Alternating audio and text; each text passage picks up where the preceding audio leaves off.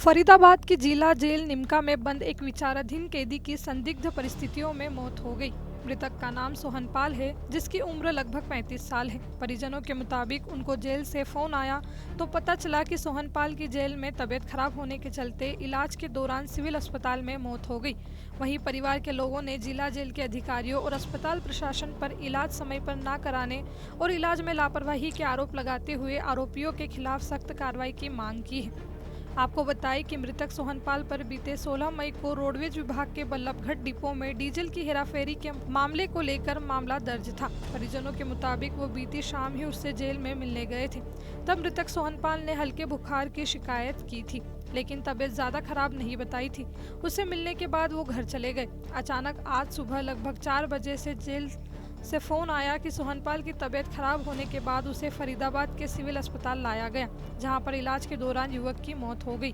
वहीं परिजनों ने इलाज में लापरवाही का आरोप लगाते हुए कहा कि अगर सोहनपाल की तबीयत खराब थी तो जेल प्रशासन ने सही वक्त पर इलाज क्यों नहीं कराया, और अगर अस्पताल में डॉक्टर सही इलाज करते तो उनका बेटा बच सकता था।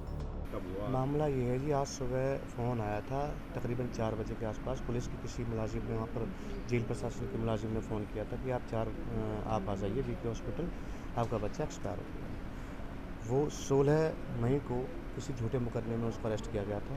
मुकदमा 1 साल से ट्रायल में था और उस केस में उनसे पैसे भी लिए गए थे। 11 लाख रुपये एक लिए थे, 2.5 लाख रुपये एक लिए थे कि भाई FIR नहीं होगी, और झूठे मुकदमे में उनको फंसाया गया। और कहीं ना कहीं जेल प्रशासन की मिलीभगत से और नेग्लिजेंसी की वजह से उस बच्चे की डेथ हुई। अगर समय से उनको इलाज मिल जाता, हो सकता है वो बच्चा जिंदा होता। क्योंकि कल भी मिलने गए थे परिजन हमारे, तो बच्चे को हल्का सा फीवर था। आज जब सुबह मजिस्ट्रेट साहब से बात हुई तो उनका कहने का मतलब ये था कि उल्टी और दस्त की वजह से बच्चा एक्सपायर हो गया। 37 साल का एक हच्चा खट्टा बट्टा लूज मोशन से तो नहीं एक्सपायर हो सकता, कुछ तो रीज़न रहा होगा अंदर। क्या मानते हैं इसमें जेल प्रशासन की लापरवाही? पूरी लापरवाही है। क्या कार्रवाई मानते हैं? दोषियों को सजा होनी चाहिए और किसी और निर्दोष के साथ जो है भविष्य में ऐसा ना हो। वहीं इस पूरे मामले पर जानकारी देते हुए सोहनपाल के पिता ने बताया कि बीते 16 मई को सोहनपाल, जो कि विभाग में क्लर्क के पद पर तैनात था, को रोडवेज विभाग ने झूठे डीजल की हेराफेरी के मामले में जेल भेज दिया था। आरोप लगने के बाद हमने हरियाणा रोडवेज फरीदाबाद विभाग को 11 लाख रुपए जमा कराए थे। इस पूरे मामले को निपटाने की एवज में चंडीगढ़ में बैठे एक उच्च अधिकारी के शख्स को भी 2.5 लाख रुपए रिश्वत के भी दिए थे। उसके बावजूद भी रोडवेज विभाग के मुख्य प्रबंधक बल्लभगढ़ ने बेटे को जेल भेज दिया था। परिवार के बवाल के बाद वहीं स्वास्थ्य विभाग की तरफ से भी डॉक्टरों के बोर्ड का गठन कर दिया गया है। पोस्टमार्टम रिपोर्ट के बाद कारण पता चलेगा कि आखिर सोहनपाल की मौत कैसे हुई। इलाका मजिस्ट्रेट है, इनके यहाँ पेश किया, उन्होंने सीधा वहाँ नीम की जेल रवाना कर दिया 16 तारीख को। चलो कोई बात नहीं, जमानत हो जाएगी, करा लेंगे सेशन में जाके। अब वो मैं मिलने गया था कल, तो फ़ोन पर उसने मुझे बताया था परसों कि पापा मेरे को बुखार आ गया था, लेकिन ठीक हो गया, बुखार टूट गया। चलो खाना पीना सही रखियो, थोड़ा घूम फिर लियो। कल मैं मिल के आया तो कल भी वो बुखार बता रहा था, लेकिन इन्होंने उसको दवाई नहीं दिलाई। जेल वालों ने उसका ट्रीटमेंट सही नहीं कराया, ना हमें करें। मैंने कहा था, मैंने कहा जी उसको, हमारे बच्चे को बुखार है, उसकी दवाई हम नहीं करा सकते क्या? हमें कोई तरीका बताओ। उन्होंने कहा अपने वकील से परमिशन मंगवाओ मजिस्ट्रेट से, और फिर यहाँ DC उसको दो, DSP को आकर के, जेल सुपरिटेंडेंट को, तब जो है तुम कुछ कर सकते हो। ये बड़ा लंबा प्रोसीजर है। मैं चल गया, फिर मैं वकील से जमानत की बात करी, उन्होंने कल करा दूंगा।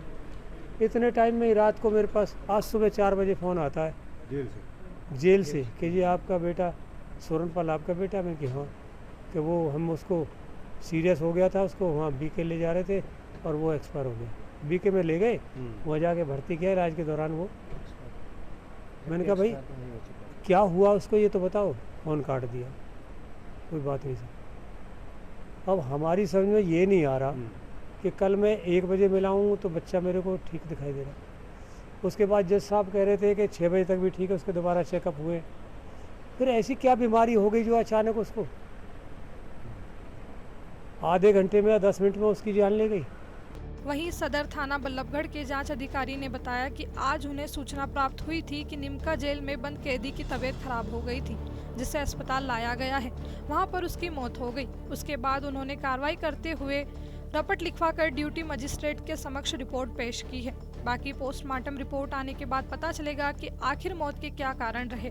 हमारे पास तो एक लेटर आया था कि ऐसे ऐसे एक सोरन नाम का था कि दी विचाराधीन और उसकी तबीयत ज़्यादा ख़राब हो गई और वो हॉस्पिटल में एक्सपायर हो गया, कार्रवाई के लिए आए। तो हमने वहाँ उसको लेटर को लेके डीडी काट के रोज़ नाम से रपट लिख के और 196 की जो कार्रवाई होती है मजिस्ट्रेट कार्रवाई, पूरी कार्रवाई करके यहाँ मजिस्ट्रेट साहब को दे दी। अभी मेडिकल होगा, मेडिकल के बाद जो भी तथ्य सामने आएंगे उसके हिसाब से कार्रवाई की जाएगी। पोस्टमार्टम रिपोर्ट कब तक मिलने का आसार है? पोस्टमार्टम रिपोर्ट तो अभी पोस्टमार्टम हो रहा है, डॉक्टर साहब से संपर्क करके 1 या 2 दिन में मिलेगी, मिलते ही तुरंत कार्रवाई की जाएगी। प्रथम दृष्टया क्या लग रहा है जी आपको, आप कार्रवाई कि इसका फादर ये ऐसे कह रहा था, कल मिलने के जा रहा था तो इसको 2-3 दिन से बुखार आ रहा था, तो ये अभी बता नहीं सकते इसमें अभी क्या है। अब पुलिस इसमें क्या कार्रवाई करिए जी? पुलिस नहीं की, मजिस्ट्रेट कार्रवाई हुई है जी।